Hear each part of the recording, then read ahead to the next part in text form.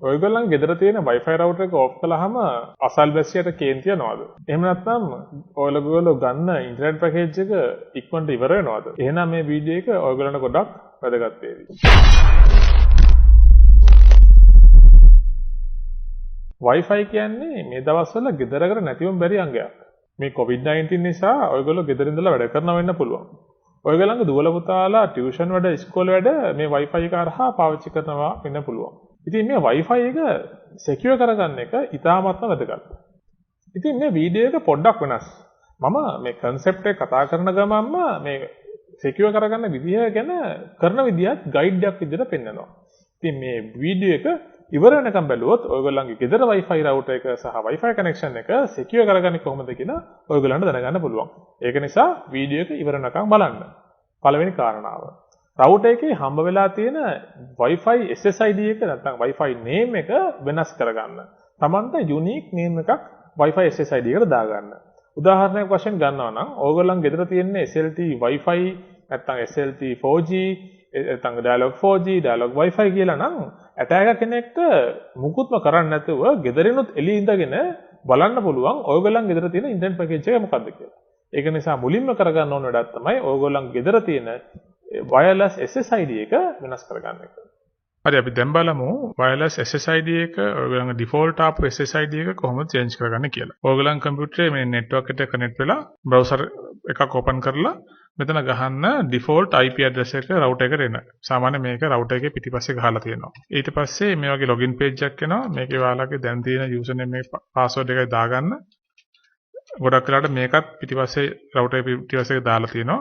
ඒකට ඔයාලට බලාගෙන connect වෙන්න පුළුවන්. මේ තියෙන්නේ home page එක default configuration status page එක router එකේ මේකේ අපි change කරගන්න ඕන SSID එක එතෙන්ට යන්නේ setup එකට ගියා WLAN මේ තියෙන්නේ SSID එක. දැන් තමයි custom SSID එක දාලා තියෙන්නේ. ඒ SSID එක තමන් කැමති එකට SSID එකට change කරලා නවකට change කරලා ඔයගලන්ට මෙතන apply changes කරගන්න පුළුවන්. ඒ වගේම මේ connect කරාට පස්සේ ඔයගලන් wireless එක automatically disconnect වෙයි. මොකද අලුත් SSID එකට router එක change වෙන නිසා ඒ වගේ වෙලාවට ආයි මෙතනින් ගිහිල්ලා ඒ අලුත් SSID එක පිටතට පෙන්වන්න පටන් ගන්නේ wireless connections වලට.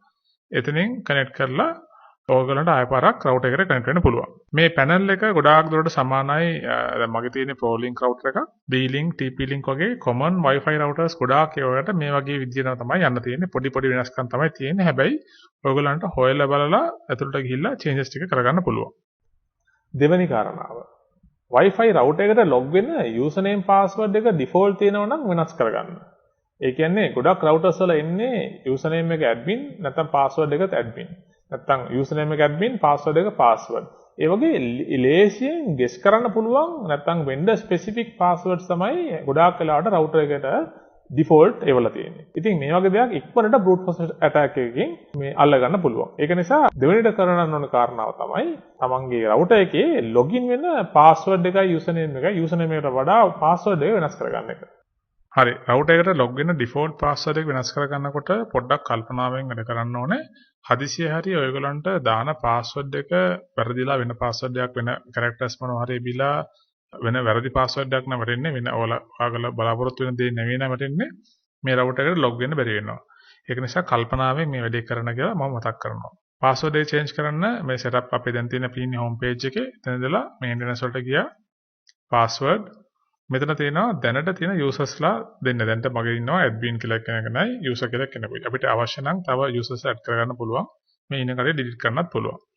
දැන්ට මම කරන්න යන්නේ අලුතෙන් add කරන්නේ නැහැ. මම තියෙන එක modify කරනවා. මෙතන මේ admin කියන එක click කරනවා. දැන් තියෙන password එක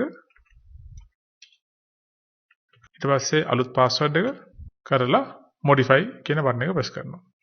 එතකොට modify වෙනවා automatically අපි දැන් බලමු මේක වැඩ කරනවද කියලා. දැන් මම ආය පාරක් මෙතන default home page එකට යනවා. ගිහිල්ලා enter කරමු මගේ තිබුණු password එක. password එක වැරදි කියලා එනවා එක. ආය පාරක් මම අලුතින් දා password එක දාන්නම්. හරි. එතකොට router එකට log වෙන්න පුළුවන්. තුන්වෙනි කාරණාව. මේක නම් සමහර විට ඔයගොල්ලෝ දැන්නවත් දන්නව ඇති. Wi-Fi password එක ඉඳලා හිටලා හරි නම් වෙනස් කරන්න. මේ වෙනස් කරනකොට password complexities දාගන්න. ඒ කියන්නේ මම කලින් මගේ වීඩියෝ එකේ කතා කරලා තියෙනවා symbols, numbers, capital letters, simple letters තියෙන නිකන් දිග password එකක් තෝරගන්න. ඇයි මෙහෙම කරන්නේ? මෙහෙම කරනකොට සමහර විට ඔයගොල්ලෝ නොදැනුවත්වම ඔයගොල්ලන්ගේ Wi-Fi connection එක පාවිච්චි කරන කෙනෙක් ඉන්නවනම් ඔයගොල්ලෝ සමහර විට password එක පොඩි කාලයකට දීලා අමතක වෙච්ච කෙනෙක් ඉන්නවනම් එහෙම නැත්නම් ඔයගොල්ලෝගේ neighbor කෙනෙක් ඉන්නවනම් මේ password එක guess කරලා බලා ගන්න පුළුවන් එක්කෙනෙක් ඒ වගේ වෙලාවලට මේ password එක වෙනස් කරන එකෙන් ඒව නිකම්ම මගහැරලා යනවා. මේකෙන් ඔයගොල්ලන්ගේ bandwidth එක ඉතුරු කරගන්න පුළුවන්. wireless SSID password එක change කරනකොට මතක තියාගන්න ඕනේ මේ password එක change කරාට පස්සේ ආයෙ පාරක් ඔයගොල්ලන්ගේ network එක disconnect වෙනවා. එතකොට අර කලින් අපි SSID එක change කරනකොට SSID නම change කරනකොට වගේ ආයෙ පාරක් මුලින් ඉඳලා අර මේ අලුතින් දාපු password එක පාවිච්චි කරලා log වෙන්න ඕනේ.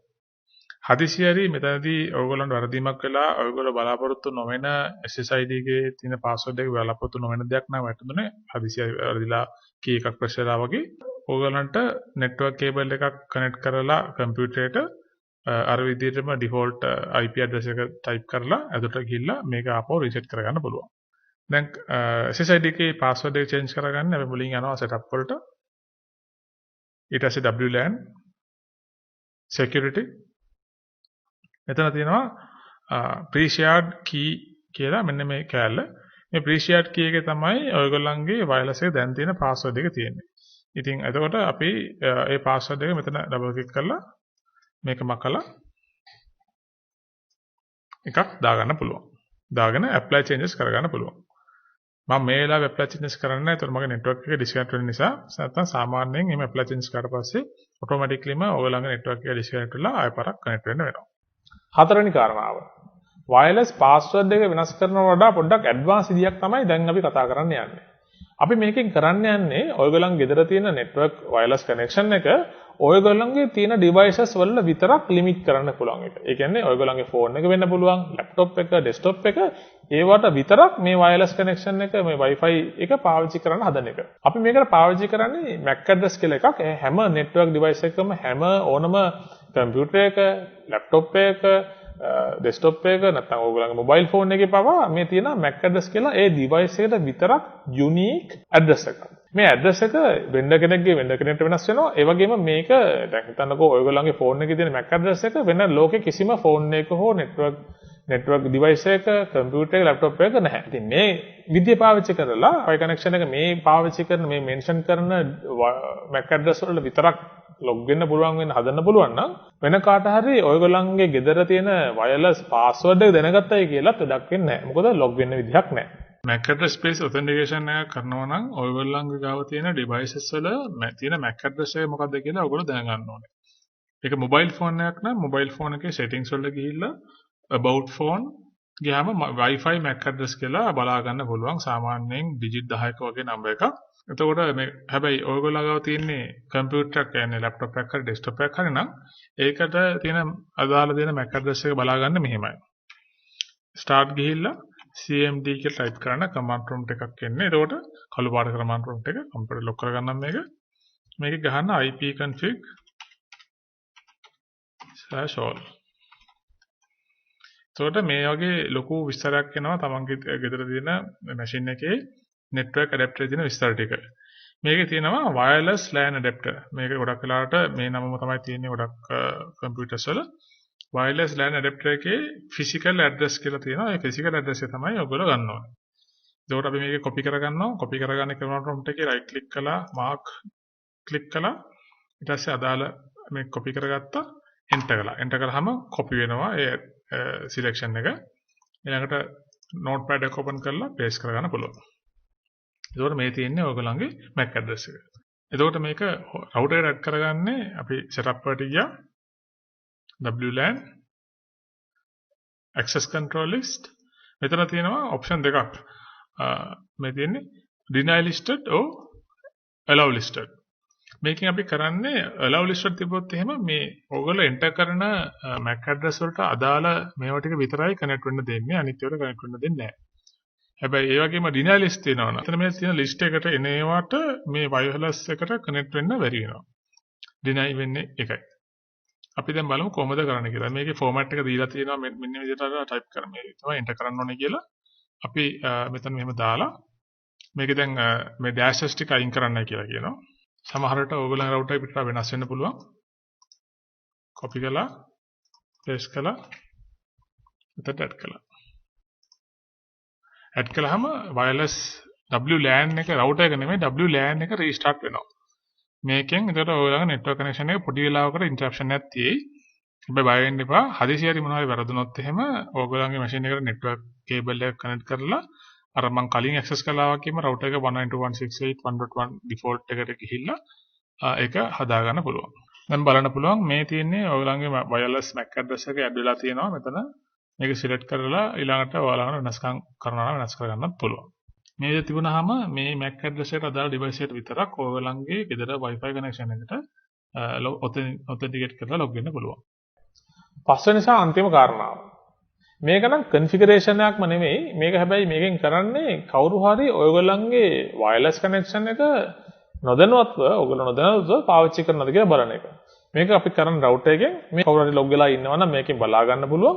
ඒ වගේ වෙලාවලට මම කලින් කතා කරපු step 4 එකේ මම කතා කරපු විදිහට ඒගොල්ලන්ගේ MAC address එක අරගෙන අපිට block කරලා දාන්න පුළුවන්. එතකොට ඒගොල්ලන්ට ආයේ ඔයගොල්ලන්ගේ Wi-Fi එකට log වෙන්න බෑ.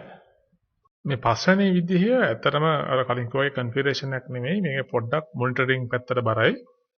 මේකදී අපි කරන්නේ මේ device එකට දැනට log වෙලා ඉන මොනවද MAC addresses කියලා බලාගෙන ඒවා block කරන්න හරි disable හරි කරන්න පුළුවන්. මේක කරන්නේ අපි setup වලට යනවා. WLAN මෙතන තියෙනවා associated clients කියලා option එකක්. මේක ඇත්තටම තියෙන්නේ basic එකේම තමයි තියෙන්නේ. අපි කලින් අර SSID එක change කරපු ස්ථානෙම තමයි මේ router එකේ තියෙන්නේ. ඒක show active clients ගියට පස්සේ පෙන්නනවා මේ වෙලාවේ connectලා තියෙන MAC addresses මොනවද කියලා. දැන් මේ මගේ computer එකේ තමයි පෙන්නන්නේ. මේ MAC address එක අපිට block කරන්න ඕන නම් මම කලින් කිව්වා වගේ block කරගන්න පුළුවන්. ඉතින් මේ ටිප්ස් පහ පාවිච්චි කරලා ඔයගොල්ලන්ගේ ගෙදර තියෙන Wi-Fi connection එක ගොඩාක් දුරට secure කරගන්න පුළුවන්. හැබැයි ඒ වගේ මතක තියාගන්න මම කියපු මේ points පහ අරුණාම ඒ points පහම නොකර හිතන්නකෝ point එකක් දෙකක් වගේ කරනවා නම් අනෙක් points වලින් cover වෙන controls නැති වෙන්න පුළුවන්. ඒ කියන්නේ උදාහරණයක් වශයෙන් ගත්තොත් ඔයගොල්ලෝ MAC address එක limit කරලා SSID එක වෙනස් කරලා ඔක්කොම කරලා තියෙනවා. හැබැයි Wi-Fi router එකට log වෙන්න admin password එක තියෙන්නේ default password එක නම් ඔයගොල්ලෝ නැති වෙලාවට කාට හරි log වෙලා ඒ changes ටික ඔක්කොම අනිත් පැත්ත හරවලා තමන්ගේ වැඩ ටික කරගෙන යන්න පුළුවන්. ඉතින් ඒක නිසා මේ පුළුවන් තරම් මම කියපු ටිප්ස් පහම අනුගමනය කරන්න උත්සාහ කරන්න. මේ වීඩියෝ එකෙන් මම ගොඩාක් දුරට cover කළේ ගොඩක්ම ගෙවල් වල තියෙන common Wi-Fi routers. සමහර විට මේ common Wi-Fi routers වල තියෙන සමහර options ඔයගොල්ලන්ගේ ගෙදර තියෙන Wi-Fi router එක නැති වෙන්න පුළුවන්. ඉතින් ඒ වගේ වෙලාවලට මොනවා හරි දැනගන්න ඕන නම් my comment section එකෙන් මට කතා කරන්න. මම උදව් කරන්නම් ඔයගොල්ලන්ගේ ගෙදර router එකත් මේ විදිහටම secure කරගන්න. ඉතින් මේ වීඩියෝ එක ඔයගොල්ලන්ට ප්‍රයෝජනවත් වුණා නම් මගේ මේ වීඩියෝ එකට like එකක් දාන්න. මගේ Infosec SL YouTube channel එකට subscribe කරලා bell icon එක click කරන්න. මම අලුතින් videos දාන හැම විටම ඔයගොල්ලන්ට මුලින්ම දැනගන්න පුළුවන්. ඒ වගේම මගේ Infosec SL Facebook page එක like කරලා follow කරන්න. මගේ Twitter account එක තියෙනවා. ඒ හැම එකකෙම මම අලුතින් videos දානකොට සහ මේ cyber security ලෝකයේ වෙන්නේ මොනවද, news මොනවද, අලුතින් එන්නේ මොනවද, attacks මොනවද කියලා මම publish කරන්න බලාපොරොත්තු වෙනවා. ඉතින් මේ හැම දෙයකම subscribe කරලා තියාගන්න. එහෙනම් අපි ඊළඟ සතියේ තව වීඩියෝ එකකින් හමු වෙමු.